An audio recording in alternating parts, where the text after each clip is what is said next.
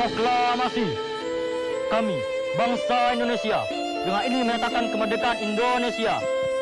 Hal-hal yang mengenai pembinaan kekuasaan dan lain-lain diselenggarakan dengan secara sesama dan dalam tempo yang sesingkat-singkatnya. Jakarta, hari 17, bulan 8, tahun 05. Atas nama bangsa Indonesia, Soekarno-Hatta.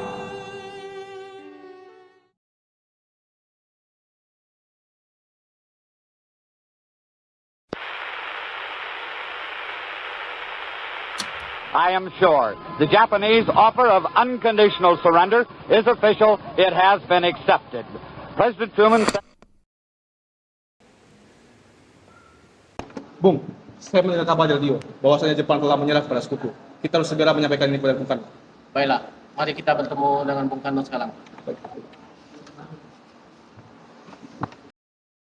Sultan Syahrir yang mendengar berita kekalahan Jepang langsung menemui Soekarno dan Bung Hatta untuk membahasnya. Lalu, para golongan muda yang juga mendengar berita tersebut mendatangi kediaman Soekarno untuk mendesak dilakukannya proklamasi. Ayo Bung, malam ini juga kita kibarkan bendera. Kita harus segera memperjuangkan kemerdekaan kita ini, Bung. Jika Bung Karno tidak bertindak cepat, maka besok akan terjadi pertumpahan darah dan pembunuhan secara besar-besaran. Tidak perlu tunggu esok, potong saja Lasa sekarang. Tenang saudara, mari kita bicarakan baik-baik.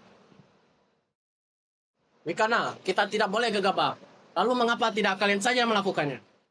Saya hanya mengingatkan, Bung. Jika kemerdekaan tidak dilaksanakan pada malam ini, maka besok rakyat akan membunuh orang-orang yang dicurigai sebagai propaganda. Wikana benar, Bung.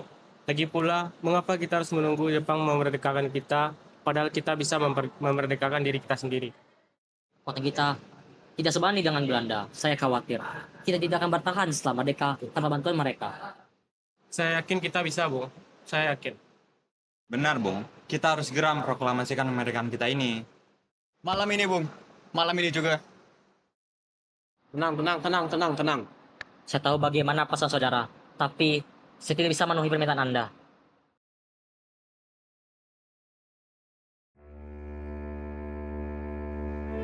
Setelah mendengar respon dari Bung Karno, para golongan muda akhirnya mengadakan rapat. Kita culik Bung Karno dan Bung Hatta saat ini juga, lalu kita desak mereka untuk memproklamasikan Indonesia. Itu benar. Dengan itu, Jepang tidak akan bisa mempengaruhi mereka. Golongan muda yang tak lagi bisa menunggu. Demi menyelamatkan proklamasi dari intervensi asing, mereka mengambil keputusan ekstrim.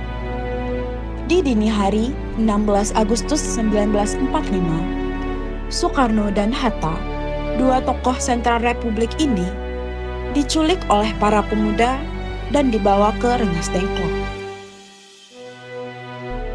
Di sebuah rumah sederhana di desa sunyi, mereka dipaksa berpikir ulang bahwa kemerdekaan bukan untuk ditunda, tetapi untuk diperjuangkan saat itu juga.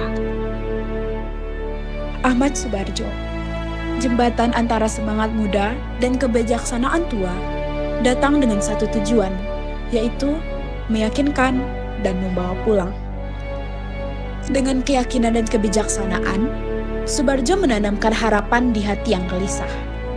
Dan akhirnya, kesepakatan pun tercapai. Malam itu, tanggal 16 Agustus 1945, di rumah Laksamana Maeda, tiga tokoh utama bangsa duduk dalam sunyi yang berat.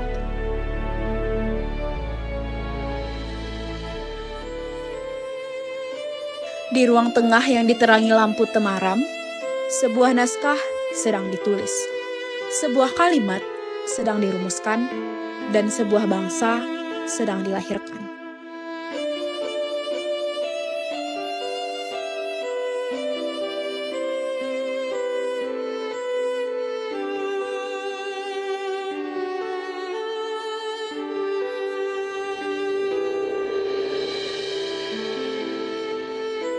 Namanya Fatmawati, istri Bung Karno.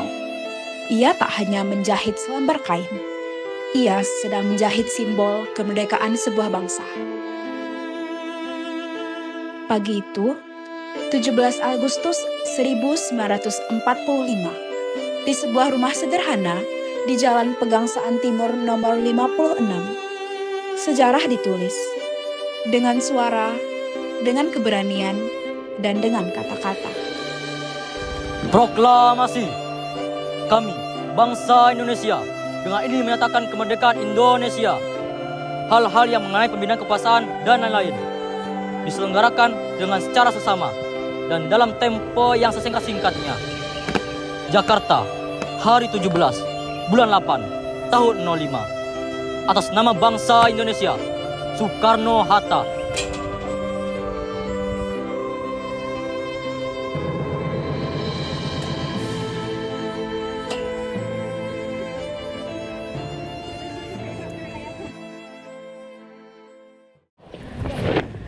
Bendera, siap.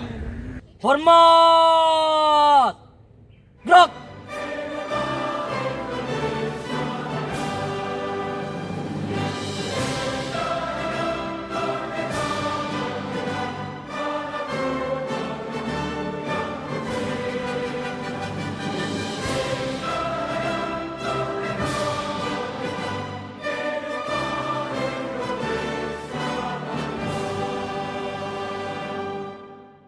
Merdeka! Merdeka! Merdeka! Merdeka!